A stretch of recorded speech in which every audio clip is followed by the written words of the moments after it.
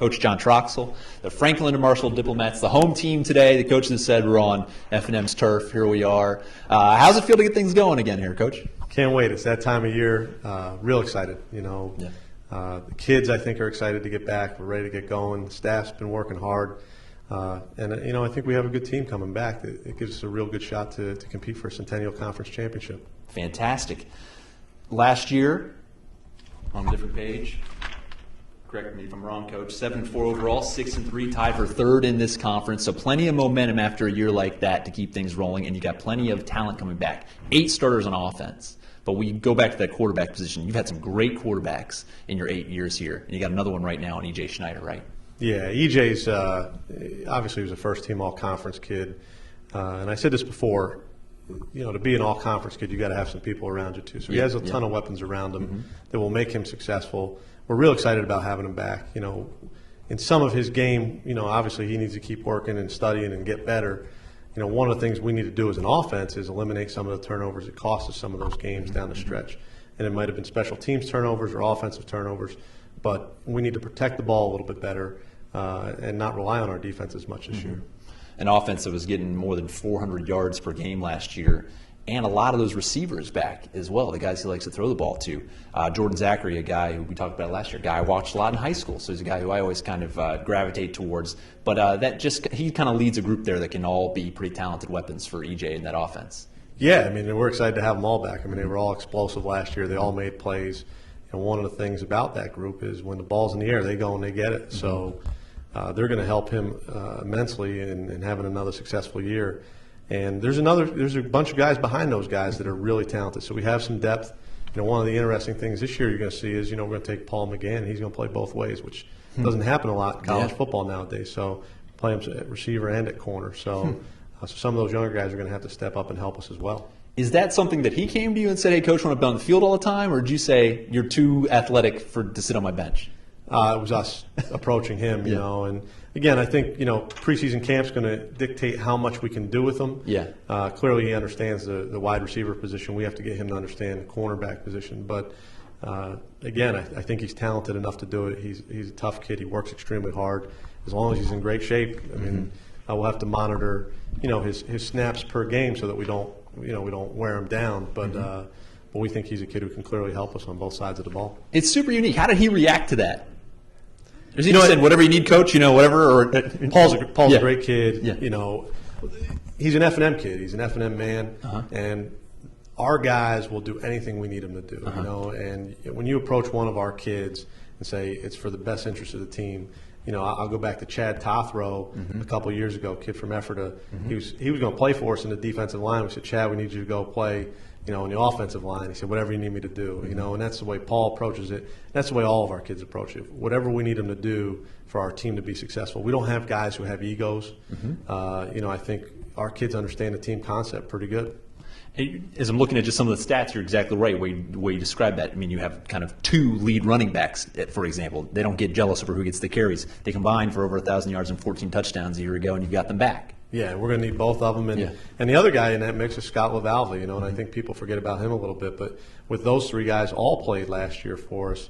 And, at one point, I know Frank was hurt, and the other 2 guys stepped up. And then I think each one of them was hurt at some point during the season. So we're going to need all 3 of them, plus some of the guys that we're bringing in to add a little bit of depth there too. So, but again, I think we're pretty explosive in the backfield and on the perimeter to make ourselves successful. Let's switch to the other side of the ball now. You bring back 5 starters on defense. Plenty of people switch in and out. What are the bigger question marks you have as you look at your defense for 2013? The biggest question mark is obviously going to be our front. We graduate a bunch of guys in the defensive line. Kenny Provost, C.T. Marsh, they were all conference performers. It's going to be tough to replace them. But we have some good young kids. John Cox is going to be a sophomore for us. If Kenny Provost was not in our program, John Cox would have played as a freshman. He's very talented. A.J. Koikoi had a bunch of sacks for us a year ago as a freshman, who's real explosive coming off the edge.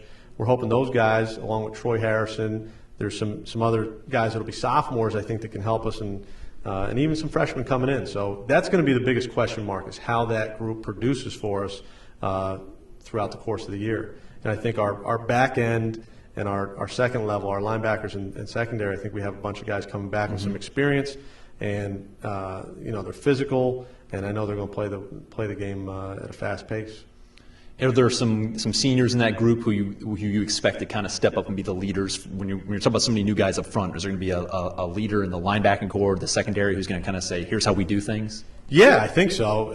When you look at our secondary, Brian Velasco's back. He started for us for 2 years. He'll be a junior. And he's an all-conference kid, so we're expecting a lot out of him. And at when you move into the linebacker level, Brendan Wangerter started for us for 2 years. He'll be a senior linebacker. And Ryan Young started a year ago for us inside. So those guys have to be the leaders of our defense. And again, I think we're going to be a young defense. I don't think we have a ton of seniors over there, but we get Chris DiStefano back, who started for us before he got hurt. Ryan Fulner was a freshman who started for us a year ago. So we have enough experience over there to be extremely competitive.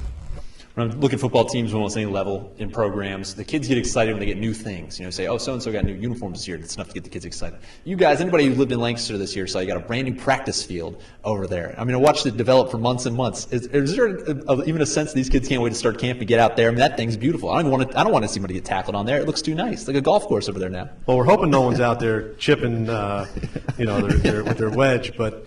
No, it's a beautiful practice facility. The college made a huge investment in leveling it and making it a flat surface, and then irrigating it and resodding it. And it's going to be a great facility for the kids. And we haven't had that in 7 years. We've been practicing on kind of a bad surface, and we've been getting guys hurt. So this will definitely help us and be a big improvement for our program.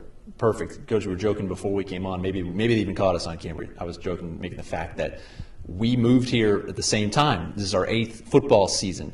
In those 8 years for you, what have you seen develop, and what do you hope has happened here as this has become John Troxell's F&M football program?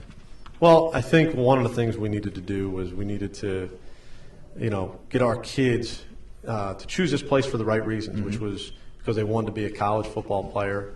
Because they wanted a great education. It's hard to believe it's 8 years. There's been a lot of great kids that have gone through the program. We've tried to model our program after some of the best. We're trying to catch Johns Hopkins, who's won the last 4 championships, and they do a great job. And, we want our kids to have a great experience. We want them to, when they leave here, to want to give back to this program. And a lot of it's about the way you treat the kids, I heard once, your players don't care what you know until they know you care. And I'm hoping that they understand that we care about them, they care about this program. And until you can create a family atmosphere, you won't have any success. And I think we've done that. And really, it's gone on here from when Tom Gilbert ran this program, all of his former players and the family atmosphere. So we're excited where we're heading. It took us some time to get it back to where, where we're competing for championships, and I think we've got it back to that point. Yeah, everybody keeps talking about, well, we got to get back to catching Johns Hopkins. Is this the year that somebody can get up there and really compete with them, and can it be you guys? Well, I think our kids will have confidence. Obviously, beating them last year was a huge step for our program. I think we always play them well. They're a great program. We're going to have to show up. We're going to have to play hard. We're going to have a good plan. You can't make mistakes if you're going to beat them. And, we'll be up for the challenge. We have a lot of games before that we got to take care of, and that's not till week 9. But, if we take care of what we do, we're going to have a lot of success. If we don't worry about what everybody else is doing. And, I said this to EJ the other night when we were on the phone. I said to him, the only people that can beat us are ourselves. Now, we have to have a little bit of luck along the way. We got to stay healthy. That's always going to be a big factor. But if the ball bounces our way once or twice, I think we're in a position where, I think our kids worked hard enough, like I said, to be in the thick of it at the end. Perfect. Coach John Troxell, Franklin and Marshall, thank you so much. We appreciate it. Best of luck this season of the Diplomats. Thank you very much. Absolutely. We'll be back with our last coach of the day.